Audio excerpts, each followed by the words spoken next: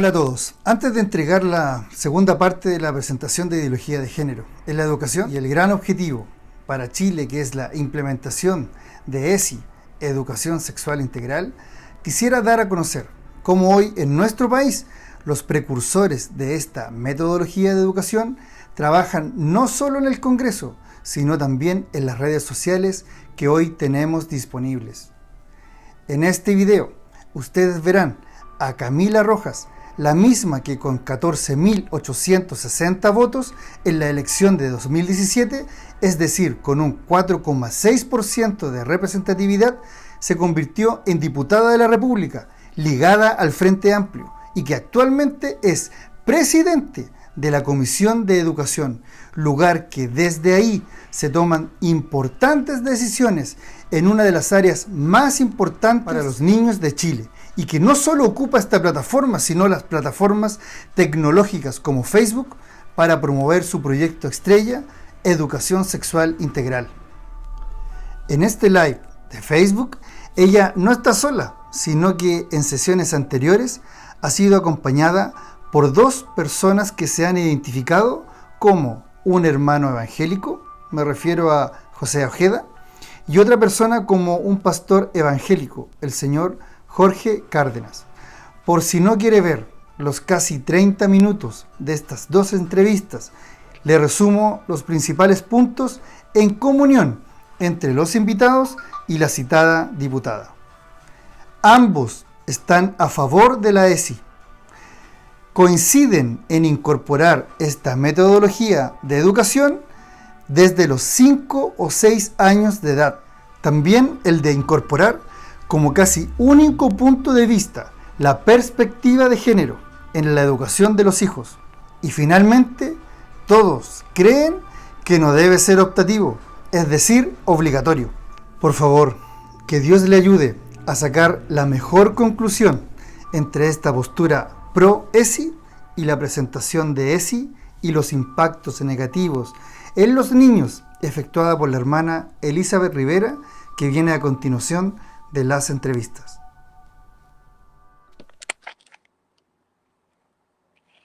Hola, Hola. ya empezamos. Sí, Hola a estamos. todas y todos. Estamos en el en el cuarto capítulo de A Calzón Quitado. Está Pamela. Pamela es periodista y hoy va a hacer la introducción de este a cuarto A Calzón Quitado, que tiene que ver con religión y educación en sexualidad. Hace ya 4 lunes empezamos a hacer este live llamado A Calzón Quitado para promover el proyecto de educación en sexualidad integral, porque consideramos que es necesario que en Chile haya una ley referida a este tema, y lo que estamos haciendo es invitar a diversas personas que puedan venir a comentar su experiencia y además poder responder ciertas dudas. Este es un capítulo que está dedicado a la tensa relación que ha existido desde que se han realizado los intentos por hacer educación sexual en Chile, que existe entre la Iglesia y estos intentos que se han podido realizar. Pero sí hemos visto cómo a partir de este proyecto presentado por la diputada Camila Rojas se han reactivado también los sectores conservadores, no protagonizados por sacerdotes esta vez, pero sí por personas de organizaciones que vienen de alguna religión o de alguna organización ligada a la religión, como por ejemplo también los parlamentarios de la UDI, que es un partido principalmente católico, y también parlamentarios hoy que están en el Congreso y que son evangélicos, digamos, de la religión evangélica, y que se han mostrado abiertamente, se han opuesto, digamos, a este proyecto. No les parece que a los niños se les enseñen contenidos de educación sexual, y no les parece que los padres no sean los únicos protagonistas de la educación de sus hijos, y ese ha sido también desde siempre uno de las causas por las que se han opuesto, digamos, como ellos sienten que la educación sexual es algo de la intimidad, de la casa y no en un colegio. Recordar, para quienes no han podido ver los capítulos anteriores de A Calzón Quitado y no manejan tanto el tema, que lo que existe hoy en Chile es la ley 20.418, que es la ley de regulación de la fertilidad, y ahí se establece que la educación sexual tiene que ser obligatoria en la enseñanza media. Eso es lo que tenemos en Chile desde el 2010, pero lo cierto es que hay falencias por varios lados, por un lado porque es tardío, porque es solo en la enseñanza media, pero también porque queda a discreción de los establecimientos educacionales y los ministerios de salud y educación solo entregan orientaciones. Entonces hay ahí un déficit y por eso consideramos que es tan importante. Invitamos el día de hoy a José Ojeda. Él es un joven médico que va a aparecer en pantalla en cualquier momento. Actualmente es trabajador en atención primaria, es estudiante del Magíster de Salud Pública de la Universidad de Chile también, tiene un diplomado en salud sexual y reproductiva, es profesor de bioética del Centro de Estudios Teológicos de las Asambleas de Dios en Santiago y es parte de la Iglesia o Comunidad de Fe Rey de Gloria de las Asambleas de Dios. Entonces, ¿por qué nos interesó que José pudiese ser parte de esta instancia? Precisamente para poder desarrollar esa conversación que nos adelantaba Pamela, de una relación no muy positiva, no tan feliz entre la religión, las iglesias y estos temas que tienen que ver con la sexualidad, ¿ya?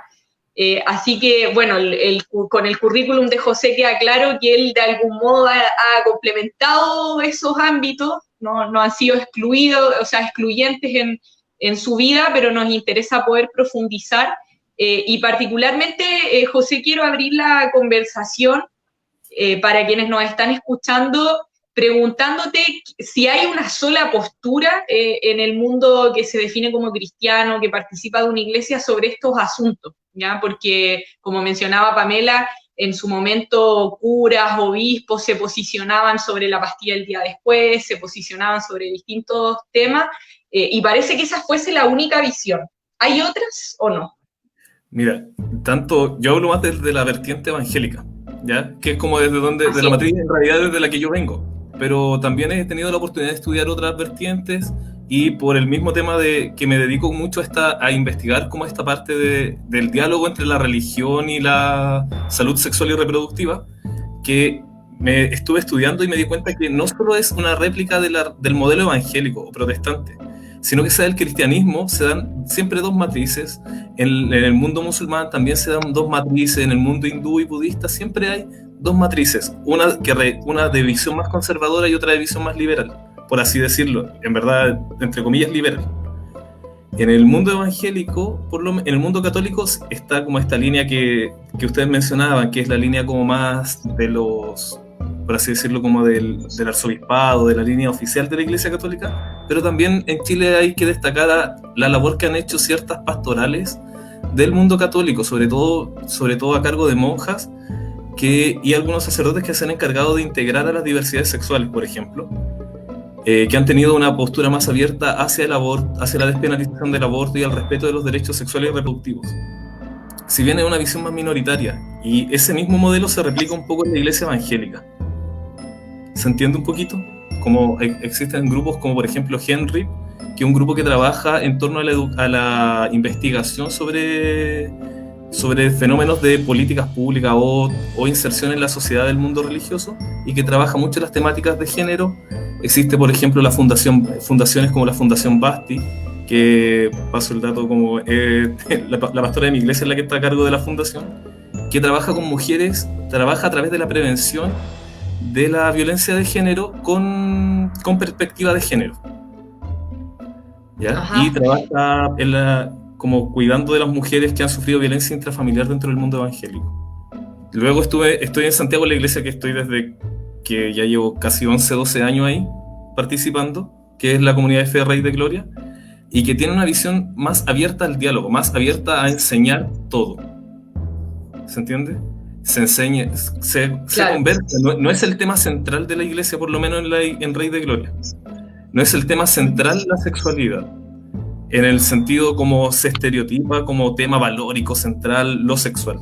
No, es uno de los temas más que se conversa, y cuando se conversa de manera integral. Se habla sobre el uso de métodos anticonceptivos, se habla como de la visión religiosa también, como de los paradigmas religiosos, porque no es como solo una teología, por así decirlo. Hay muchas líneas que te llevan a reflexionar de distinta manera. Mira, yo creo que de lo que mencionas es bien interesante esta discusión sobre si sirve ocultar o no información, ¿ya? Porque este sin duda es un tema complicado, es hablar de sexualidad, hay muchos mitos, es un tema tabú también, como que muchas veces prefiere omitirse en la familia o en otros espacios.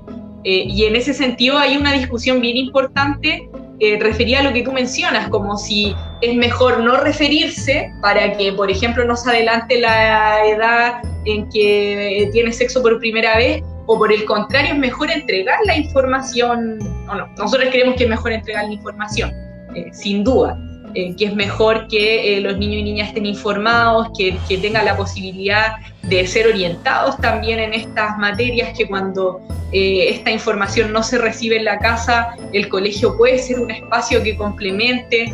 Entonces nos parece que sirve para prevenir que todos y todas estemos más informados. Tú ahí nos contabas como de tu experiencia más personal, qué pasó con aquellos compañeros, amigos que no tuvieron esa posibilidad y finalmente termina ocurriendo que el no tener la información les jugó más bien en contra. Y pasar a Chile fue como un golpe cultural muy fuerte. Como fue en varios sentidos, decís tú. En varios sentidos, principalmente en el dialogar con personas, en el que tú estás encerrado, por así decirlo, en una burbuja, y de repente te rompen la burbuja y te ves obligado a dialogar con otras personas, y te das cuenta que esas otras personas igual tienen algo de razón, o tienen razón en sus planteamientos, y uno tiene que ser, desde su fe, estar más abierto a escuchar.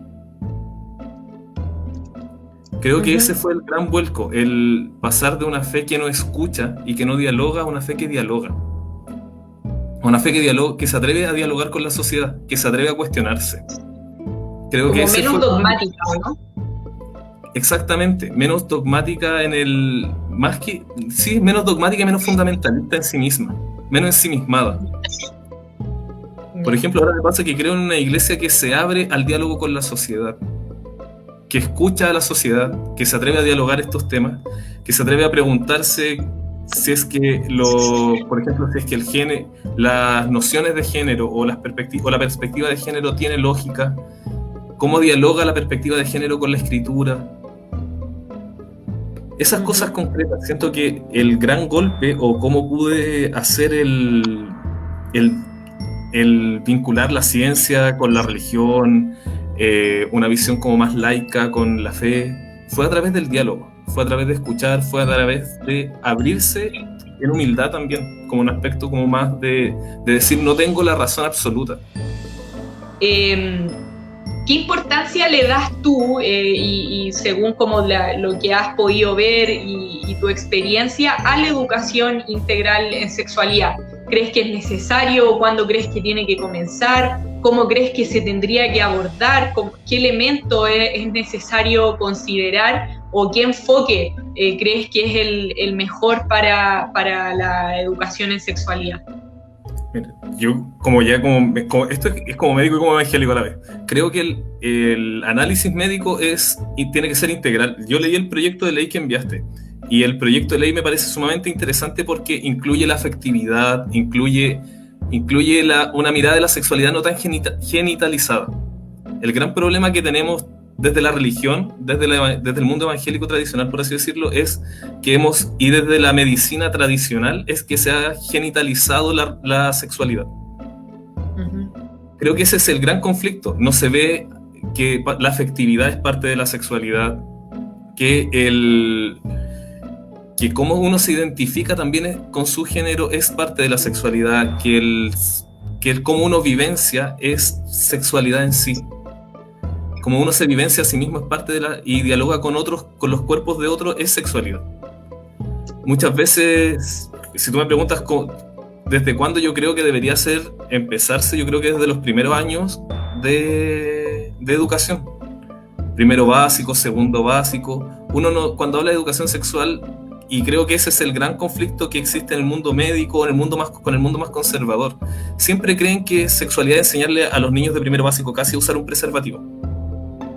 Y no es así, es aprender a conocer sus cuerpos, es enseñarle qué partes, qué cosas no tienen que dejar que otros les toquen, qué es la prevención del abuso, es enseñarle a vivenciar sus afectos, sus sentimientos, sus emociones. Y siento que en eso estamos fallando tanto como mundo médico y como mundo evangélico. Entonces, ahí de hecho Fernanda González nos pone: la sexualidad no es solo los genitales, que es la síntesis de la idea que tú nos transmitías sobre la integralidad. Y creo que esa es una visión bastante cristiana. Voy a hacer el nexo un poco con la fe. ¿Por qué? Porque cuando la Biblia nos habla de los seres humanos, nos habla de una integralidad, de que somos seres integrales. Y el problema es que la misma religión, al leer la Biblia, ha fragmentado la existencia del ser humano. La fragmentó en trozos y deja la carne fuera, y la carne es básicamente, desde el punto de vista religioso, la carne son los pecados, es lo sexual y todo eso. Y no lo integra a la globalidad de lo que Dios quiere. No nos muestra como un ser humano integral. Por lo tanto, no es incapaz, como por así decirlo, como en su análisis, de integrar la sexualidad. Como que la ve separada de lo espiritual, por así decirlo. Siento que es todo un conjunto. ¿Cuál crees que es el rol de la familia, de los papás, las mamás o los cuidadores respecto de la sexualidad? ¿Cuál es el rol que se tiene que jugar en ese primer espacio de socialización, que es la familia? Porque hemos hablado del rol que podría jugar la iglesia, del rol que podría jugar la escuela, pero las familias también tienen un rol que jugar. Creo que el principal rol de la familia es la afectividad. Es enseñar los afectos, enseñar lo que es afectividad, el cariño, el aprecio, el cuidado. Que en el núcleo familiar sea un lugar donde se evidencie el amor, por así decirlo. Que se evidencie el afecto, que se cuiden unos a otros, que los hijos sean bien cuidados y bien queridos. Y más que los hijos, los integrantes de la familia, sea cual sea su forma, porque obviamente no hay solo un tipo de familia, hay muchos tipos de familia, se puedan entregar afecto y se puedan educar en el afecto. ¿Se entiende? Mira, ahí hay una chica que nos está escuchando, dice: me encanta que haya personas como el doctor José Ojeda. Todo esto nos ayuda a los padres que estamos comenzando en este camino de la crianza. Soy cristiana evangélica y agradezco este tiempo. De hecho, eso era lo que queríamos generar también, que quienes se sienten identificados, ya sea siendo evangélicos, católicos o cristianos en términos más generales, puedan también tener una cierta referencia de cómo estos temas no son completamente incompatibles, cómo hay quienes tienen experiencia en este ámbito, que tú, siendo médico y habiendo tenido como esa formación profesional, sigues siendo evangélico. Era eso. Camila, no te vayas. Buenas tardes, estamos en nuestro 6º capítulo de A Calzón Quitado, diálogo sobre educación sexual, y en este capítulo nuevamente vamos a hablar un poco de religión, particularmente de la religión evangélica. Para eso invitamos a Jorge Cárdenas, a quien le agradecemos su presencia. Jorge es pastor presbítero, vicemoderador de la Iglesia Evangélica Presbiteriana en Chile, teólogo por la Comunidad Teológica Evangélica de Chile, tiene estudios pastorales también en Estados Unidos, además de profesiones médico-cirujano con especialidad en psiquiatría, y es secretario de la Comunidad Teológica Evangélica de Chile. Bueno, las iglesias presbiterianas son iglesias herederas de la Reforma Calvinista, pero adquirieron su estructura de gobierno en Escocia, entonces es la iglesia oficial de Escocia, pero a Chile llega a través de la versión de las iglesias presbiterianas en Estados Unidos. ¿Hace cuánto eres pastor como tal? 30 años. Ajá. Mira, hay un comentario que nos hicieron en un momento que era muy tajante, porque decía, Dios no acepta y habla en la Biblia precisa y tajantemente en contra de lo que se propone la educación sexual integral. No sé. Y ahí, de hecho, alguien a la parte decía, la fe se conversa, pero las palabras de Jesús no se cambian. Entonces, como opinión de ese estilo, que Jorge leyó el proyecto, que nosotros, por supuesto, antes le compartimos lo que hemos trabajado, entonces no es que yo lo haya traído engañado al live, sino que él tuvo acceso a lo que hemos trabajado. Sí, no te preocupes. A ver, ya, para darte un ejemplo de la red de que es la realidad evangélica. Mira, digámoslo así, uno de mis buenos amigos es un pastor presbiteriano de Estados Unidos, ¿sí? Que es casado con un enfermero, y es pastor de la iglesia, y es uno de mis mejores amigos. O sea, no se hagan, o sea, yo les doy ese ejemplo y se llevan muy bien. Yo estaba en su casa en Estados Unidos, bueno, y entonces, a ver, por eso te doy ese ejemplo para que entiendan y vean la multiplicidad de los discursos evangélicos. Entonces él recibiría el rechazo más terrible de la iglesia en Chile, de algunas, y de otras no. Entonces doy ese ejemplo para que no se compliquen con esto de la educación sexual. Por supuesto que van a encontrar personas que tienen una manera de aproximarse al texto bíblico que les lleva a sacar esas conclusiones, y van a encontrar otras como mi amigo, que tiene otra manera de aproximarse al texto bíblico que le permite llegar a otras conclusiones y a otras decisiones y organizar su vida de otra manera. Y tienes detrás una iglesia que probablemente apoya la postura de quien te escribió ese mensaje, y tienes otra iglesia, como la iglesia presbiteriana de Estados Unidos, que acepta esta otra manera de leer y que apoya esta otra manera de leer y que lo acepta como pastor. Entonces, te doy esos dos extremos para que veas que en este diálogo del que hablaba antes se producen estos distintos discursos que no representan a la iglesia evangélica, porque no existen la iglesia evangélica, existen las iglesias evangélicas. Ni siquiera existe la iglesia presbiteriana. Yo soy miembro y pastor de la iglesia evangélica presbiteriana en Chile, y hay otras iglesias presbiterianas en Chile que probablemente están en otro momento del diálogo con la demanda social y tienen otra manera de aproximarse al texto bíblico, usan otras herramientas de interpretación teológica o de lectura bíblica, y por lo tanto llegan a conclusiones diferentes. Entonces, lo que tú me acabas de leer es uno de los discursos evangélicos, y hay otros. El problema es que hay unos que son más, se expresan más, o tienen más llegada, o son más consultados, o son más vistos, o a lo mejor son más numerosos en algún momento. Y claro, entonces el público tiende a quedarse con la idea de que estos son los evangélicos. No, estos son un grupo de los evangélicos, algunos de los evangélicos, algunas de las iglesias evangélicas, pero todas. O sea, nosotros, por ejemplo, hemos dado el trabajo de hacer toda una lectura que en este momento, con respecto a la homosexualidad, que en este momento está en trámite. Hay una postura de los pastores que actúan como magisterio, se lo presentan al Sino, está aprobado por los pastores, y como somos democráticos, eminentemente los presbiterianos tienen que ir al Sino, el Sino tiene que mandar a los presbiterios lo mandan a los consistorios, la base lo lee, opina, vuelve a los presbiterios, que son donde están los presbíteros y los pastores en grupos más o menos pares, llega a una conclusión, sube el Sino, la asamblea sinodal lo revisa, y si viene una aprobación de abajo y arriba se aprueba, eso se convierte como en lo aceptado por toda la iglesia. Eso es producto de una discusión. ¿Y cuál era el tema? ¿Qué vamos a pedirle a la gente que tiene otra orientación sexual o vive su realidad de otra manera? Bueno, le vamos a pedir los valores del evangelio, punto. Nada más.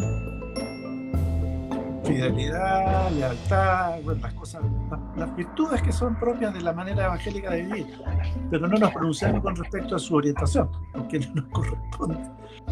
Yo presido el Concilio de Iglesias Protestantes Históricas de Chile, que son reformados, luteranos, presbiterianos, metodistas, y en nuestro grupo prácticamente no hay problema o sea, al revés, esperamos que haya una buena ley de educación sexual en los colegios. Ahora, por supuesto, el proyecto que está presentado está en elaboración, en estudio, puede tener observaciones, hay algunos de nuestra gente que le ha hecho observaciones, tiene preguntas, otros están absolutamente de acuerdo. Yo me imagino que en un trámite legislativo va a pasar lo mismo. Se lo pasamos a un grupo de abogados que tenemos, que algunos están dedicados a los temas temas que tienen que ver con lo del proyecto. Nos van a entregar un informe jurídico en un mes, más o menos me dijeron, mira, nos vamos a demorar un mes porque es trabajo voluntario, es un grupo de abogados más o menos. Y nos van a entregar un informe de qué es lo que piensan ellos como abogados evangélicos respecto al proyecto de educación. Estamos en proceso, pero en general el proyecto no tiene problemas como proyecto. Bueno, no Jorge, pensando en lo que tú mencionabas, como que es algo que nosotras compartimos, de que la educación sexual es una necesidad. Además, en Chile tenemos una ley que desde hace 10 años, no es tanto tiempo, pero que la opone solo desde cuarto medio, ¿ya? O sea, en la enseñanza media, de primero a cuarto medio. Perdón. Es tardío. Por supuesto que sí. O sea, yo en mi casa, a mi hijo, la educación empezaba a los 6 años, 7 años, y se la hacían los hermanos mayores a los más chicos. O sea, se enseñaban entre ellos. Hay maneras de hacerlo. O sea, bueno, en fin. Todo lo que podamos hacer para facilitar el desarrollo de esta cosa tan importante que es la sexualidad, hay que hacerlo. Pues esa es mi postura. Yo sé, a lo mejor hay pastores que van a decir, por Dios, que está hablando este pastor. Pero esa es mi posición, digamos, eso es lo que yo creo que es la tarea del Evangelio. Una cuestión más que es relevante de comentarte es que algunos están por la opción de que esto pueda ser optativo para los padres y madres, que en definitiva ellos decidan, o los apoderados en términos más generales, si sus hijos accederían o no a esta información y orientación. ¿Cuál es tu opinión respecto de eso? A ver, yo creo que hay materias que tienen que estar. Y esta es una. Ahora, ojalá sea en diálogo con la familia. Ojalá se incorpore a la familia. Y yo diría más, aquí hay que educar no solamente a los niños, hay que educar a la familia. Porque me temo que la familia tampoco sabe mucho. Y hay que incorporar las distintas visiones. Tampoco soy partidario de forzar las cosas, pero yo creo que tiene que haber la posibilidad de diálogo. Yo creo que hay temas que no... Yo no creo que sea una cuestión optativa de la educación sexual. Jorge, tenemos esta otra pregunta que está apareciendo en la pantalla también, que dice, el debate sobre ESI ha activado a sectores de la sociedad para ejercer un rechazo muy intenso. Quiere legalizar la pedofilia. ¿Qué opina que haya sectores que en nombre de Dios sostienen ese tipo de cuestiones? Yo en la ley que me presentaron, yo no veo en ninguna parte por dónde salga que se quiere fomentar la pedofilia, no sé dónde sacaron eso. O sea, la ley que yo conozco, que vi, no sé de dónde sacaron, o sea, no sé dónde leen eso. Pero se vincula con lo último que decía Jorge, porque se acota la sexualidad a los genitales. Entonces se imaginan que en kinder se va a enseñar a ponerse el condón a los niños. Entonces, claro, si uno tiene una mente que no quiere buscar más allá y dice, bueno, esto es el coito, estos son los genitales, claro, pues se imagina cualquier cosa de aprendizaje en cualquier nivel. Entonces, claro, si uno dice condones, coito, en prekinder, pedofilia. Pero es por una visión muy estrecha de lo que es la sexualidad. Mira, a ver, voy a decir algo así. Mira, lo que pasa es que todos los temas de sexualidad despiertan un temor terrible. Entonces yo creo que aquí lo que más funciona, todo esto tiene que ver con el miedo. Porque la sexualidad, todo lo que tiene que ver con sexualidad puede generar dos tipos de cosas. O la gente se ríe o la gente se asusta. Una de las maneras de combatir el temor a la sexualidad, todo lo sexual, es la risa. Por eso hay tanto chiste con respecto a la sexualidad. Y la gente se pone nerviosa y empieza a hacer chistes. Entonces la risa tiende a calmar el miedo. Y el otro es oponerse a todo, asustarse y negar todo y ver el infierno en marcha, digamos, que viene como triunfante entrando, cuando en realidad no es así. Entonces cuesta tener una visión objetiva. Y por supuesto, que hay excesos, por supuesto que hay excesos, por supuesto que hay errores, por supuesto que pasan cosas que no... Sí, pero eso no significa que por miedo tengamos que quedarnos estancados en lo que estamos. Entonces yo invito a las personas a tener menos miedo y a ver las cosas más objetivamente, a leer con calma los proyectos de ley, por ejemplo, el mismo. Leerlo con calma, conversarlo, dialogarlo, preguntar, interiorizarse, pero con menos miedo. Y luego llegar a conclusiones. Y si hay algo que no entienden, preguntarlo. Pero no saltar de inmediato a las conclusiones. Yo te diría que el 90% de todo es miedo. Miedo a que, a que la sociedad se derrumbe un poco menos, porque van a haber algunos cambios. No hay que tener miedo al cambio, hay que atreverse, hay que mirar. Y yo diría que hasta falta de fe. Hay que tener confianza en Dios de que va a guiar adecuadamente para que lo hagamos bien. Que vamos a tener errores en el camino, sí. Que nos vamos a tropezar, sí. Que nos vamos a caer, sí. Pero el evangelio es apertura. El evangelio en el fondo es abrir el futuro para los cambios. Entonces, yo invito a mis hermanos evangélicos que me puedan estar escuchando, tengan más fe en el Señor. Acepten la posibilidad de mirar para adelante y para el futuro con más esperanza y ver si hay cosas buenas que pueden estar ocurriendo, pero no se asusten tanto de los cambios y miren con más optimismo.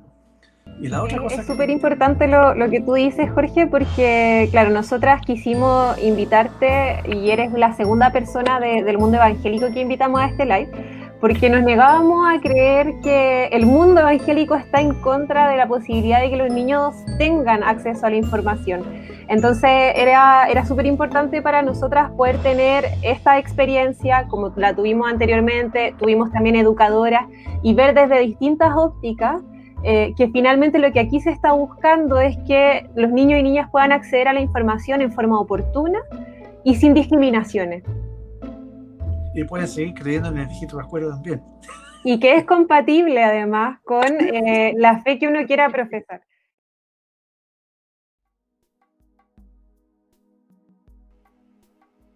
Entonces, para comenzar, quiero contarles que desde septiembre del año pasado, en México, ¿no es cierto?, se realizó una reforma de educación que significó una reforma también constitucional, en la que se reconoció al Estado como garante de los derechos de los niños, educación sexual integral como un derecho del niño, y esto significó lo que les comentaba, un cambio constitucional.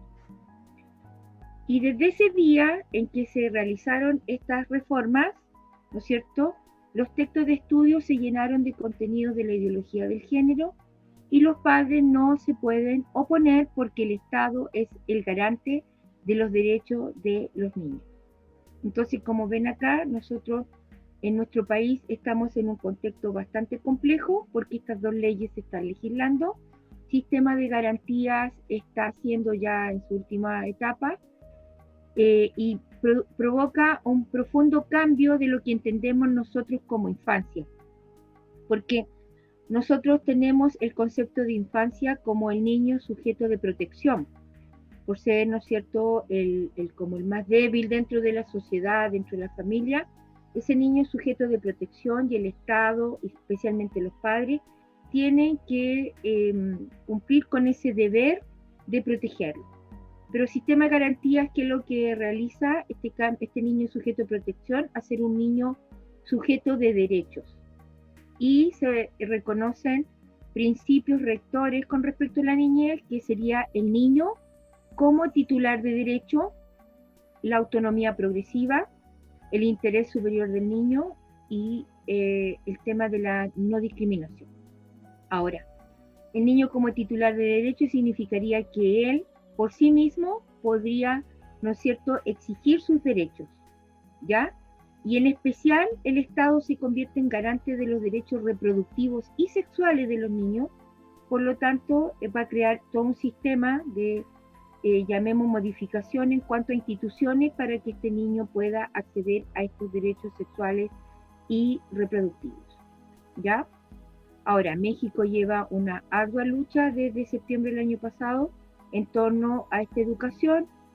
Yo he estado en entrevistas en el programa que tengo, el Cuarto Poder Generando Opinión, que se transmite por Facebook, en entrevistas con las profesoras mexicanas, que son dos que con las cuales se contactaron conmigo para preguntarme, porque habían visto algunas publicaciones mías, entonces querían saber cómo ellos podían también difundir estos conceptos en México, porque si esta educación tiene una estrategia política muy eficaz, es que se basa en la ignorancia de las personas, es decir, en la ignorancia de la sociedad y de los profesores, de los apoderados y de todas las personas, mostrándonos como solamente la parte noble de esta educación, pero no nos muestra, ¿no es cierto?, la parte nefasta, que los padres ya no se pueden oponer a ciertos contenidos que para nosotros son controversiales o no están de acuerdo conforme a nuestras creencias.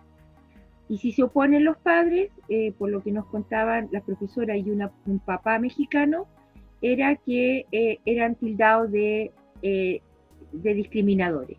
Es decir, también está el tema, ¿no es cierto?, de el tema, por otra parte, que incluye, de hecho, hasta sanciones, multas y todo tipo de cosas que se opongan, ¿no es cierto?, a estos nuevos supuestos derechos de los niños. Bueno, nosotros acá primero yo quiero comenzar con un tema que nosotros dentro de nuestra sociedad no avalamos ni permitiríamos el abuso sexual como algo legalizado. Y menos aún si somos personas que creemos en Jesucristo como nuestro Salvador. Porque fue Él quien nos enseñó que los niños tenían dignidad y que de Él era el reino de los cielos. Por lo tanto, ninguna persona que haya recibido a Jesucristo como su Salvador podría hacerse cómplice, ya sea por omisión o por cualquier otra situación con respecto al abuso sexual. Vamos a recordar qué es lo que entendemos nosotros por abuso sexual. Dice, el abuso sexual infantil, también abuso sexual de personas menores de edad, es la conducta en la que un niño o niña es utilizado con independencia de su voluntad o su consentimiento como objeto sexual por una persona con la que mantiene una relación asimétrica, es decir, de desigualdad en lo que respecta a la edad, a la madurez y al poder. Supone una interferencia en el desarrollo evolutivo del niño y puede dejar unas secuelas que no siempre remiten con el paso del tiempo. Un niño abusado desde la primera infancia va a ser seguramente un adulto destruido por las drogas, por la idea suicida, por la idea depresiva, y que va a ser mucho más difícil para él, obviamente por sí solo, cambiar su vida. O sea, lo único que podría cambiar este quebrantamiento sería el mismo Señor.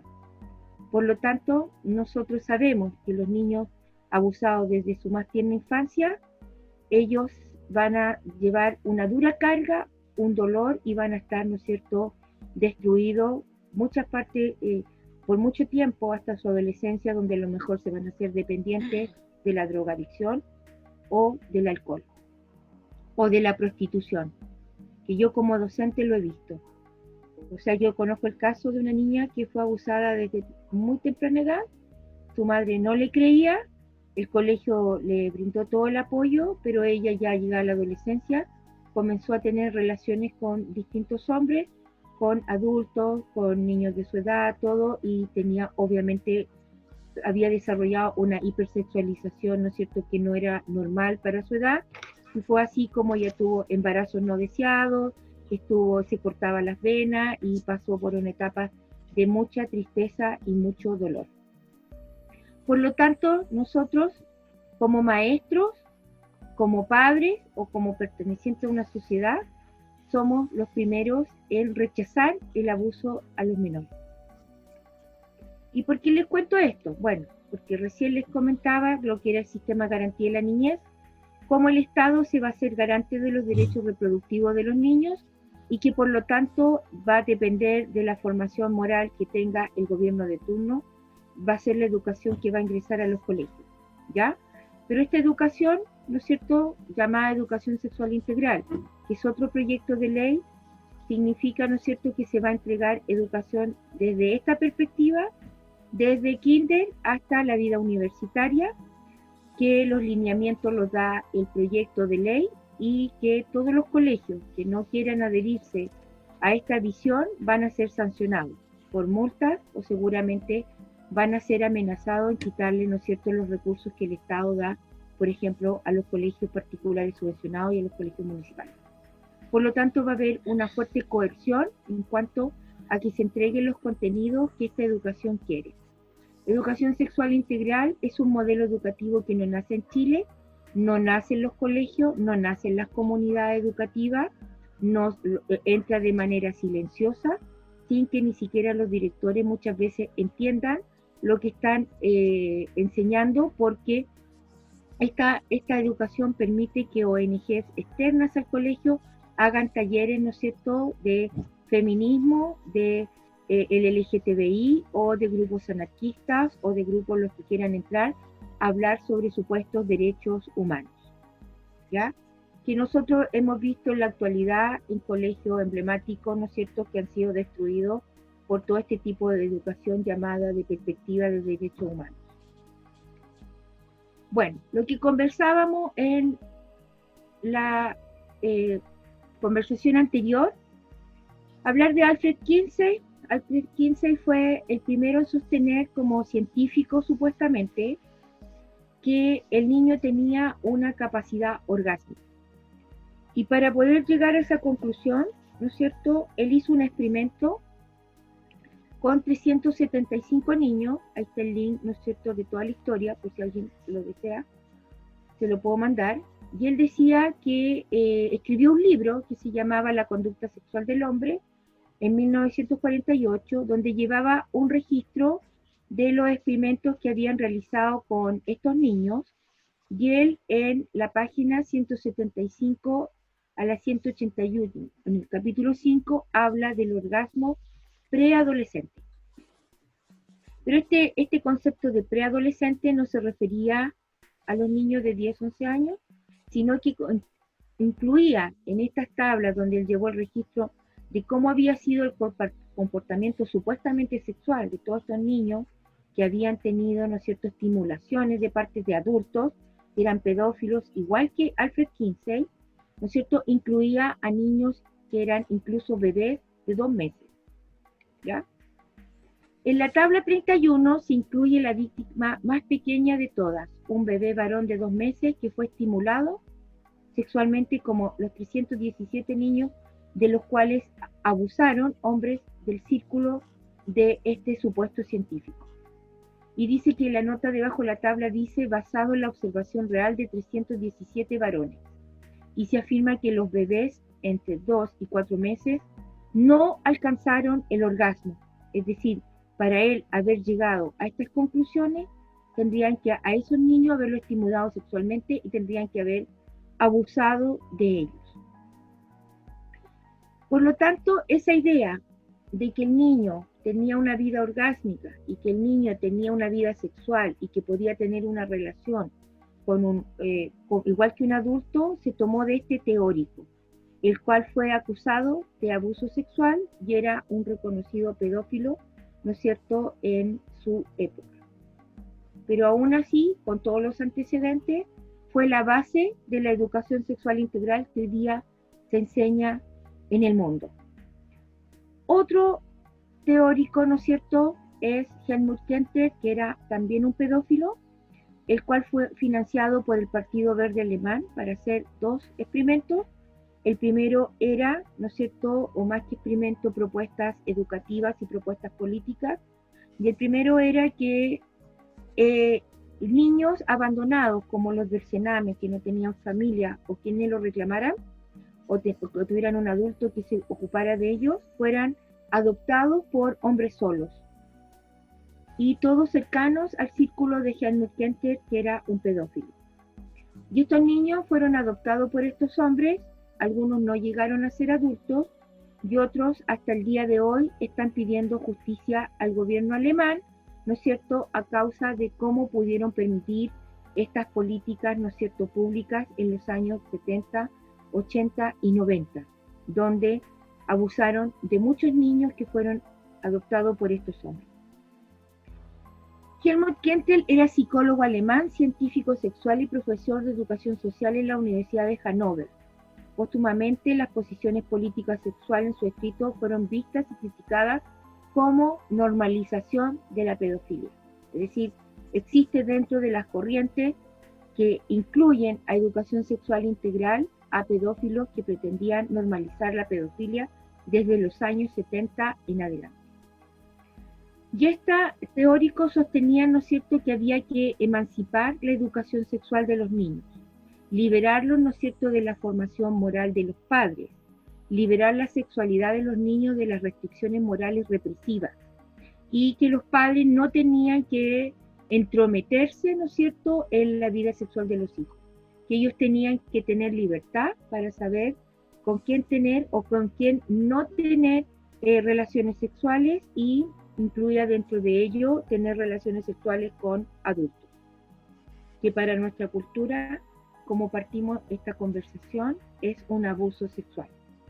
O sea, porque ningún niño podría estar en las mismas condiciones que un adulto para tener una relación sexual, primeramente porque su cuerpo no está preparado, ¿no es cierto? Primeramente porque ni siquiera él está desarrollado.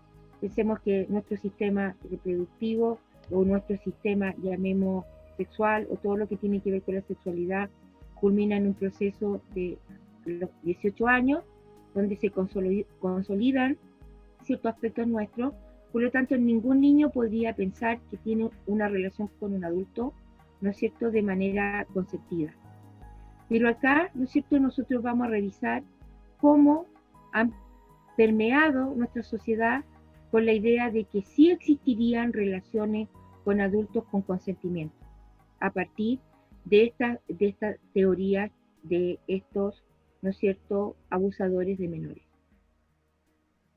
Bueno, el Partido Verde Alemán, ¿no es cierto?, sobre un informe de la pedofilia consentida por los verdes en Berlín, dice, esto un fragmento de una noticia, de la presidenta regional Bettina Harass, habla de una tolerancia mal entendida que permitió crecer a la red pederasta en los niños en los años 80 y 90 bajo el paraguas de la libertad sexual que defendía el partido, y que hoy es justamente lo que se está legislando en el Congreso, es decir, que el niño tenga una vida sexual sin miedo, dicen los diputados, ¿no es cierto?, sin coerciones, donde, por ejemplo, se eliminen conceptos como la privacidad, la entienden como el derecho a la privacidad, en que los padres no se puedan entrometer en las cosas de los hijos.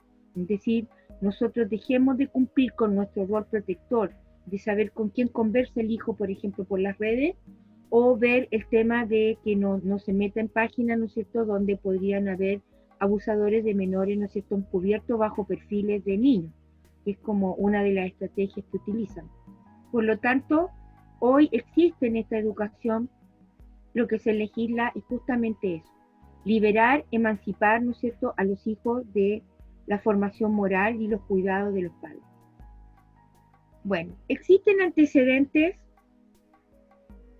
dice acá, a favor de la pedofilia en documentos de la ONU sobre educación sexual, específicamente en los documentos de varias de sus agencias como la UNICEF, la OMS, la UNESCO y la UNFRA. Dice que abrimos hilo dando amplios detalles y enlaces a los documentos originales que ustedes pueden encontrar en este hashtag Antinambre, para las personas que quieran profundizar más el tema.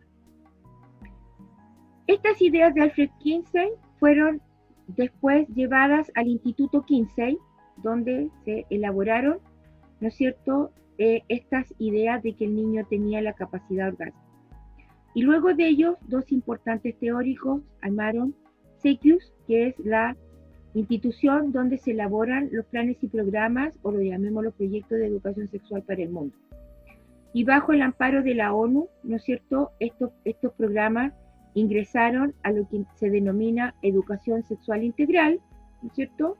Y vemos acá, por ejemplo, que en el libro Es parte de la vida de la UNFRA y de la UNICEF, dice que se puede hablar con los niños de masturbación a partir de los 2 años.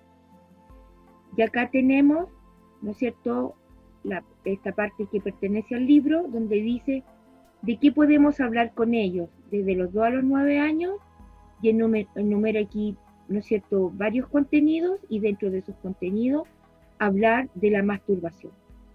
Es decir, parten, ¿no es cierto?, con estas ideas de que los niños tienen una vida sexual que tienen que estimular desde temprana edad en los conceptos del goce y del placer sexual. Y esas ideas, ¿no es cierto?, fueron sacadas de Alfred Kinsey porque él sostenía que los niños tenían una vida sexual desde antes de nacer.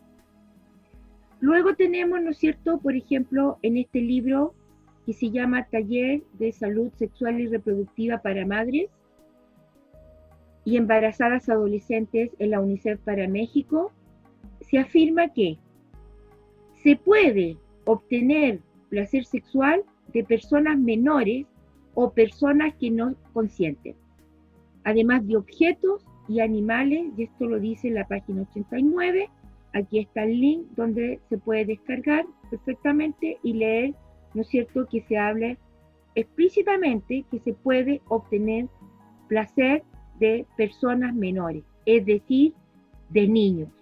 Por lo tanto, aquí hay una clara y abierta explicitación a la normalización de la pedofilia. Por otra parte, tenemos estos estándares de educación sexual para Europa de la OMS, que fueron escritos en el año 2010, a lo cual vamos a dedicarle un buen tiempo, porque este libro se basa, ¿no es cierto?, en los teóricos de 3 importantes pedófilos que son Stanford, Plummer y Weeks. O sea, dentro del marco teórico de esta propuesta educativa, que son los estándares de educación sexual para Europa, que hasta el día de hoy rigen en Europa, ¿no es cierto?, en países como Alemania, el Reino Unido, Francia, España y todos esos países, desde el año 2010, tienen como teóricos principales a 3 pedófilos reconocidos mundialmente, como serían Stanford, Plummer y Weeks. Stanford, ¿no es cierto?, escribió un libro que se llamaba Niños y sus contactos con hombres en 1987, donde seriamente habla, ¿no es cierto?, de la relación entre niños y adultos, ¿ya? Es decir, que él era un abierto defensor de la normalización de la pedofilia. Por otra parte, tenemos a Weeks, ¿no es cierto?, que él es más discreto, pero aún siendo discreto con respecto a que no habla de la pedofilia textualmente o explícitamente, él ingresa a esta teoría un concepto que se utiliza mucho dentro de la educación sexual integral, que es que existen relaciones entre niños y adultos con consentimiento. Él dice en su libro, hay una edad ideal en la que el consentimiento es libre y posible antes que abusivo, y en la que una relación es consensuada en lugar de coercitiva, y está hablando de la relación entre niños y adultos. Es decir, según él, existiría una edad, o cómo lo podrían hacer para que la relación entre el niño y el adulto no sea coercitiva, sino que sea consensuada y con consentimiento del niño. Entonces aquí nuevamente volvemos a los teóricos que ya mencionábamos.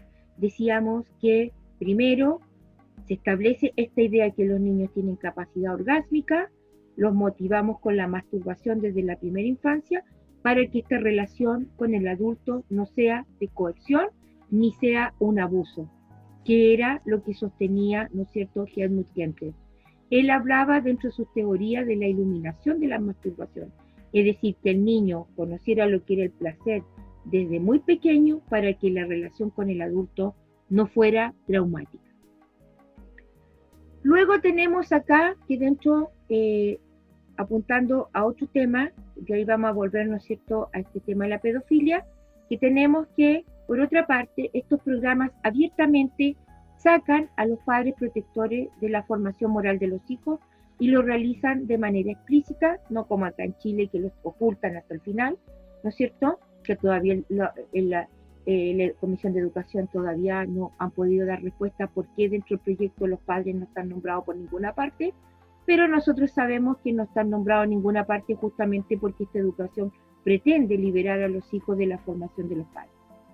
Según este documento de la OMS, el que estábamos hablando de los estándares de educación europeos, cita, ¿no es cierto?, promotores de la pedofilia, pero además señala sobre que la educación sexual informal es la de los padres. O sea, los padres lo que enseñan a sus hijos cuando hablan de sexualidad es informal, ¿no es cierto?, que no es adecuada para la sociedad moderna. O sea, los padres son retrógrados, ¿no es cierto?, son muy talibanes, ¿no es cierto?, demasiado conservadores, y que por lo tanto lo único que quienes tendrían que dar esta formación serían el Estado y los colegios a partir de sus planes y programas. Pero ellos hablan, ¿no es cierto?, desde la masturbación en Europa desde los 0 a los 4 años, porque para los estándares europeos, en Europa la vida, ¿no es cierto?, esta educación parte desde los 0 hasta los 4 años. Acá, como nosotros todavía no tenemos a la cuna universal, se está hablando desde los 4. Dice, la educación sexual informal no es adecuada para la sociedad moderna. Como decíamos con anterioridad, los padres y madres, diferentes miembros de la familia y otras fuentes informales son importantes para el aprendizaje sobre las relaciones humanas y la sexualidad, especialmente con los grupos más jóvenes. Sin embargo, en una sociedad moderna, esto no es suficiente, porque a estas fuentes informales a menudo le faltan los conocimientos necesarios, particularmente cuando se necesita una amplia información técnica, como sobre todo la anticoncepción o modos de transmisión de las ITS o las OITS, que sería la infección de transmisión sexual. Además de todo esto, las personas jóvenes, cuando entran en la pubertad, suelen preferir otras fuentes de información diferentes a que sus madres y padres, ya que los consideran demasiado cercanos. Entonces, ellos pretenden suplir a la familia, a los padres, a través, ¿no es cierto?, de talleres, ¿no es cierto?, de ONG, de fundaciones, de defensores de los derechos humanos, de las minorías sexuales, para que ellos entreguen la formación moral, ¿no es cierto?, con respecto a estos temas. Y ni siquiera moral, sino que acá se está hablando solamente de que ellos se centren en el acto mismo sexual más que cualquier otra cosa. Entonces tenemos estos dos conceptos de, ¿no es cierto?, estos teóricos pedófilos y este concepto que a la familia hay que sacarla, ¿no es cierto?, de la formación porque son fuentes de información informal. Y por otra parte tenemos dentro de estos teóricos, ¿no es cierto?, o de estas ideas relacionadas con eso y la pedofilia, es que en la Guía Internacional para la Educación Sexual de junio del 2009 de la UNESCO estableció como una idea clave, ¿no es cierto?, la explicación de aspectos como la estimulación sexual, el orgasmo y la penetración para niños desde los 9 años. Es decir, aquí existe claramente un vínculo entre las teorías de Alfred Kinsey, Helmut Kenter y todos aquellos que quieren normalizar la pedofilia en ver a los niños como, ¿no es cierto?, niños que tienen una capacidad, una vida sexual y que podrían tener una relación con consentimiento con personas adultas. Bueno, cuando hablamos de educación sexual integral, nosotros en Chile no tenemos, ¿no es cierto?, todavía a nuestro alcance cómo serían esta educación, ¿no es cierto?, por edades, ni cuáles serían las actividades que realizarían los niños en el colegio.